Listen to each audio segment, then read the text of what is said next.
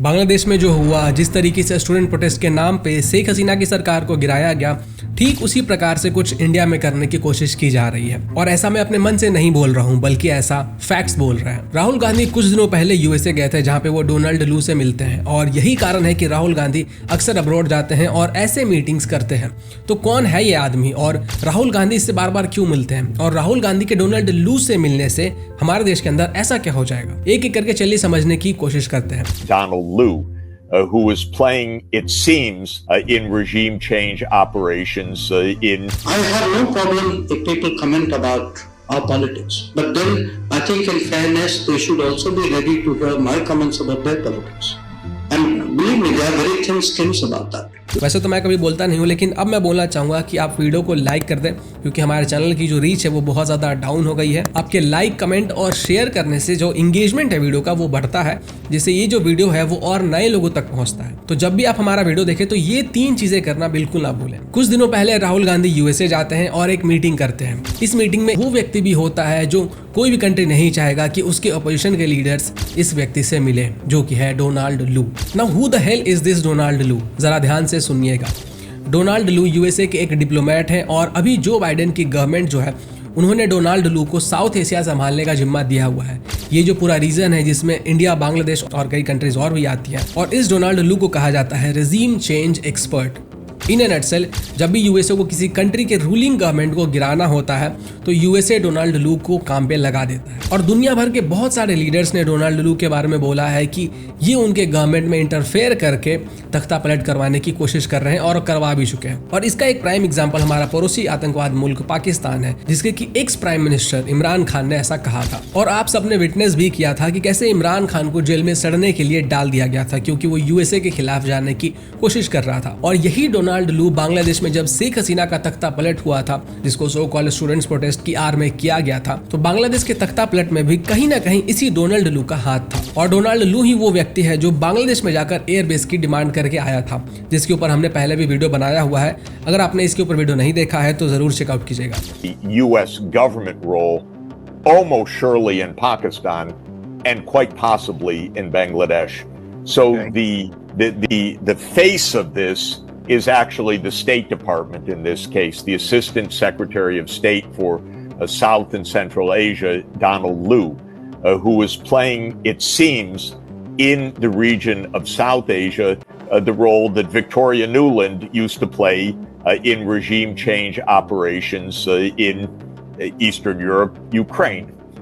And what that means is that there is a general pattern where the CIA is typically the lead, but not necessarily the lead, where the US government decides it doesn't like another government, so it will bring it down. Now, the US is just about the only country in the world that does this, but the US does it with such unbelievable frequency that it is essentially our modus operandi of foreign policy. Instead of diplomacy, instead of trying to find a means of coexistence, the US pursues what we call regime change. And it does this around the world, with the CIA playing a very frequent role, but other institutions as well. It can be State Department, it can be the Defense Department, it can be the National Endowment for Democracy, which is a so-called NGO fully funded by the US government. But it all means that the US is using supposedly deniable means to determine other countries' governments. Sometimes it's by fomenting a literal military coup, and sometimes by an assassination, sometimes by marching a president out of his office and onto a CIA unmarked airplane and flying him halfway around the world, as the United States did when it deposed the president of Haiti. In the case of Pakistan that I have written about, Imran Khan, the prime minister, was trying to maintain relations with Russia and China and the United States, and saying we don't want to take sides. This is the worst offense in the U.S. regime change playbook. If you're not with us, you're against us. And so the United States decided that Imran Khan had to go. And in this particular instance, Donald Lu, the Assistant Secretary of State for that region, for Pakistan, made his visit with the Pakistani ambassador and made threats that U.S. relations with Pakistan were in dire risk because of the prime minister, and the prime minister had to change. And if he was voted out of office by a vote of no confidence, then amends could be made by Pakistan. And this was relayed back by the Pakistani ambassador to Pakistan, and the machinery started to depose the prime minister, which happened the following month.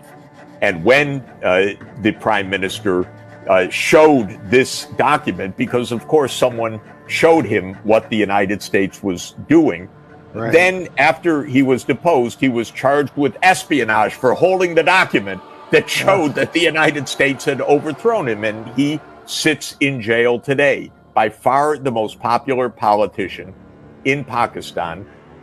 Even after he was thrown in jail and his party was outlawed, his supporters won an overwhelming victory at the ballot box, and then the military had to fake the vote count. और यही Donald लू अब India के opposition leader से मिल रहा है, या कहे कि हमारे देश के जो ऑपोजिशन के लीडर्स है वो डोनाल्ड लू से मिल रहे हैं। और ये सिलसिला पिछले कई महीनों से चल रहा है। इनकी कई सीक्रेट मीटिंग्स ऑलरेडी हो चुकी हैं।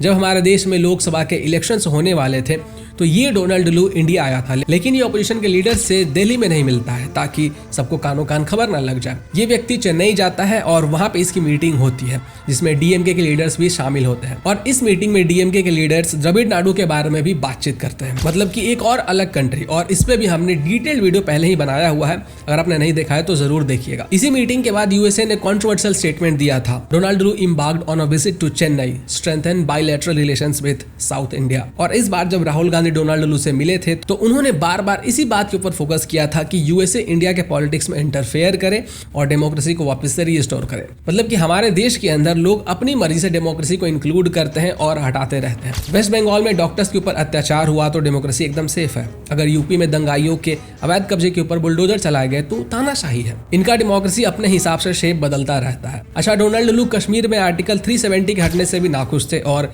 ये बार बार कश्मीर के मुद्दे के ऊपर कंट्रोवर्शियल स्टेटमेंट देता रहता है। ये कहता है कि कश्मीर में 370 हटने के बाद से वहां पे फ्रीडम ऑफ स्पीच नहीं है और जर्नलिस्ट को अरेस्ट किया जा रहा है, ह्यूमन राइट्स की वायलेशन हो रही है। जबकि हम सभी लोगों ने कई आर्टिकल्स देखे, कई आर्टिकल्स पढ़े हैं जिसमें क्लियरली मेंशन किया गया है और डिटेल में फैक्ट्स के साथ बताया गया है कि कश्मीर कितना ज़्यादा अब स्टेबल हो चुका है, पत्थरबाजी कितनी कम हो चुकी है और जो आतंकवादी हमले हैं वो कितने कम हो चुके हैं। और जिनके अरेस्ट होने की बात ये डोनाल्ड लू कर रहा है, उन लोगों के कनेक्शन एक्चुअली में आतंकवादी गतिविधियों में थे। अगर इन लोगों का बस चले तो ये लोग हमारे इंडियन आर्मी के जो वीर गति प्राप्त हुए जो जवान हैं उनको भी ये लोग झूठा करार दे देंगे। इसके साथ आप जानकर चौंक जाओगे कि डोनाल्ड लू श्रीलंका भी गया था और वहां भी आपने देखा कि गृह युद्ध कैसे कंट्री को बर्बाद कर दिया। जब डोनाल्ड लू अल्बानिया किर्गिस्तान में एम्बेसडर था तब इसने लोगों को गवर्नमेंट को उखाड़ फेंकने के लिए उकसाया था। ये डोनाल्ड लू उमर अब्दुल्ला से भी मिलता है, जबकि उमर अब्दुल्ला के पास कोई पावर नहीं है, वो कोई पावर होल्ड नहीं करते हैं। कुछ दिमाग की बत्ती जली, कुछ समझ में आया कि आखिर हमारे देश के अंदर चल क्या रहा है, ये राहुल गांधी आखिर कर क्या रहा है। ये जो डोनाल्ड लू है इसकी लिस्ट बहुत ज्यादा लंबी है। तो अब आपको आइडिया हो गया होगा कि ये जो डोनाल्ड लू है और राहुल गांधी ये एक दूसरे से क्यों बार बार मिल रहा है और डोनाल्ड लू अपोजिशन के लीडर्स के साथ क्यों मिल रहा है और डोनाल्ड लू अपोजिशन के लीडर से क्यों मिल रहा है। आप इसको ऐसे सोच कर देखिए कि अगर हमारे इंडिया का कोई मंत्री पाकिस्तान के अपोजिशन लीडर से मिलेगा तो कुछ न कुछ खिचड़ी उनके बीच में जरूर ही पकड़ी होगी, वरना कोई क्यों मिलने जाएगा। कुछ तो दोनों मिलकर जरूर ही कर रहे हैं, तभी तो वो लोग मीटिंग कर रहे हैं। अगर दोनों कंट्री के सिटिंग मिनिस्टर्स मिलते हैं, आपस में बातचीत करते हैं, कुछ प्लानिंग होती है तो समझ में आता है कि भाई कोई बिजनेस की बात हो रही होगी, कोई ट्रेड की बात हो रही होगी। लेकिन जो नॉन पावर होल्डर्स है वो लोग मिल रहे हैं, इसका मतलब कुछ तो गड़बड़ जरूर चल रहा है। नॉन पावर होल्डर्स का मिलना और डोनाल्ड लू का ट्रैक रिकॉर्ड, जो उसकी हिस्ट्री है, जिस जिस देश में वो गया है, जहाँ पे रिजीम चेंज उसने करवाया है, तभी तो लोग इसे रिजीम चेंज एक्सपर्ट बोलते हैं। और यही राहुल गांधी कहते हैं कि मोदी बार बार अब्रॉड क्यों जाते हैं, किसकी खिचड़ी पक रही है।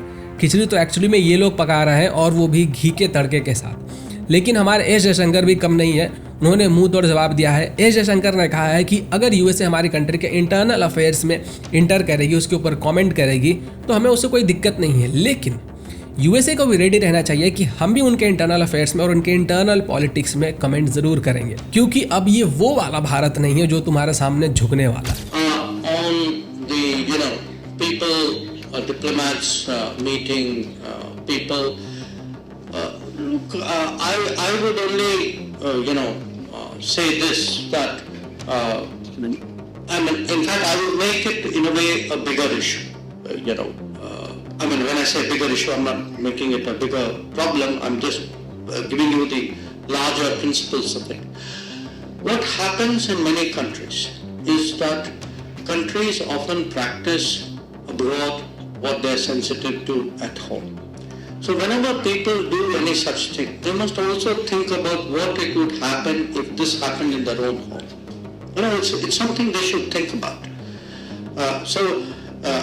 I spoke earlier about, even rankings and, comments about politics of other countries. I have no problem if people comment about our politics, but then I think in fairness they should also be ready to hear my comments about their politics. And believe me, there are very thin skins about that. How to get a more mutually respectful world, more equal, because everybody says they are equal, they don't actually behave. It's a bit like Animal Farm, some are more equal than others. So how do you actually create that? I think that's also one of the big debates which is today taking place in the world. आपने गौर किया होगा कि कश्मीर का एक terror funding activity accused राशि, जो कि jail में था, जो कि एक एमपी था और बेल में बाहर आ जाता है। दूसरी तरफ खालिस्तान की डिमांड करने वाला अमृतपाल सिंह भी जेल से इलेक्शन लड़के भारी मतों से जीत जाता है और एमपी बन जाता है।